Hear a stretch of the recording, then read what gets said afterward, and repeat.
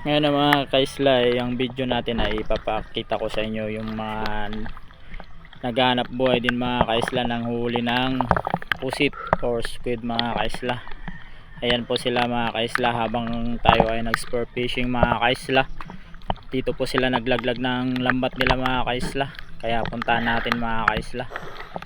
Tingnan natin yung ano nila, kung marami ba silang kuha. Puntahan natin mga kaisla. Ayun sila mga kaisla sa unahan mga kaisla. Yung area po na to mga kaisla ay para siyang Lost Island mga kaisla. Mababaw lang yung tubig pero yung gilid nito malalim na mga kaisla. Isang oras mahigit ang biyahe nito mga kaisla, galing po dun sa isla na pinanggalingan namin mga kaisla. Malayo po to sa lupa mga kaisla.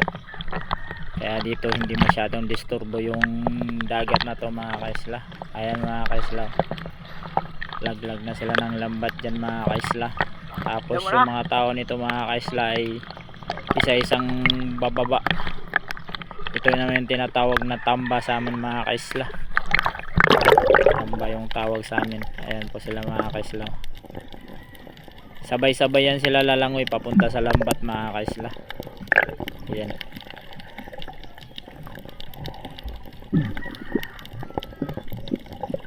Inaano po nila yung mga pusit mga kaisla, tinataboy papuntang lambat. Dapat sabay-sabay yung paglangoy papunta sa lambat mga kaisla para hindi ano yung mga pusit or squid. Ayan. Yung lambat ay nasa bangka malapit mga kaisla.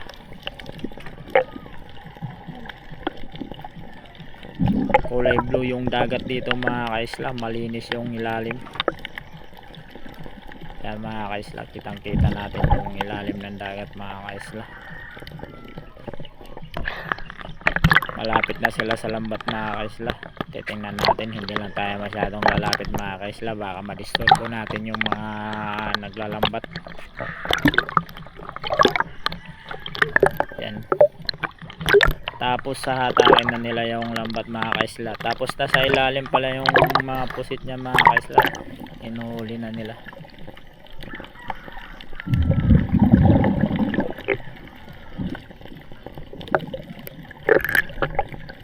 Mababaw lang talaga yung dagat dito mga kaisla, kasi yung ano na to, pag nag-low tide talagang maraming dagat to mga kaisla. Pero malayo to sa lupa mga kaisla, yung isla na, yung ano na to, pwesto ng kung saan nag ano nang hanap buhay dito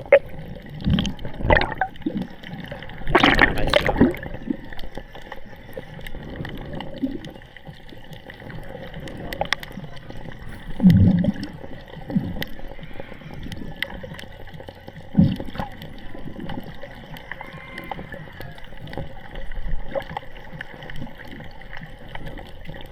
Talagang sama-sama yan mga kaisla. Ayan.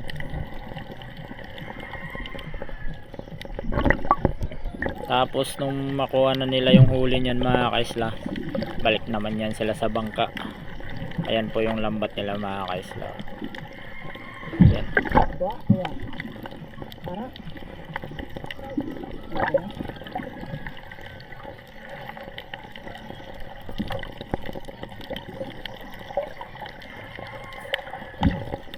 Kaya hindi rin biro tong ano nila mga kaisla, kasi ilang beses din to maglaglag sila ng ano, ng lambat.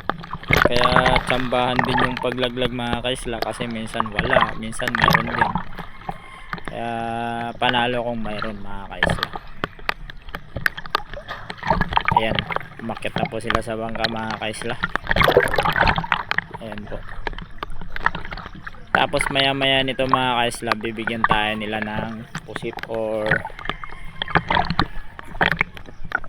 squid. Diyan mga kaisla, tatawagin tayo dyan mamaya. Tinatawag ako dyan mga kaisla kasi bibigyan na nila ako pang kilaw daw.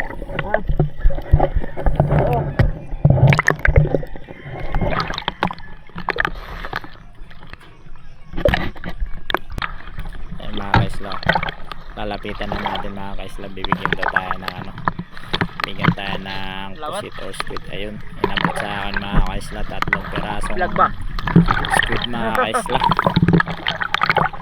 Pwede na to, pang kilaw mga kaisla. Ayun. Thank you very much sa nagbigay pala ng squid. Yan mga kaisla, marami po yan sila mga kaisla kasi ano, kailangan nilang tataboy papuntang lambat yung ano, yung pusit. Kaya sabay-sabay silang lalangoy papunta sa lambat mga kaisla. Ito mga kaisla yung binigay sa atin mga kaisla. Ayan, pusit. Libre na yung pangkilaw mga kaisla. Fresh pa yung ano, pusit. Ayan mga kaisla. Tapos sa unahan na naman yan mga kaisla, maya maya maglaglag na naman sila dun sa unahan ng lambat. Tapos baba ulit yung mga tao. Kaya hindi biro din yung hanap buhay ng ganito mga kaisla. Kasi langoy, kailangan magaling kang lumangoy mga kaisla. Okay mga kaisla, thank you for watching.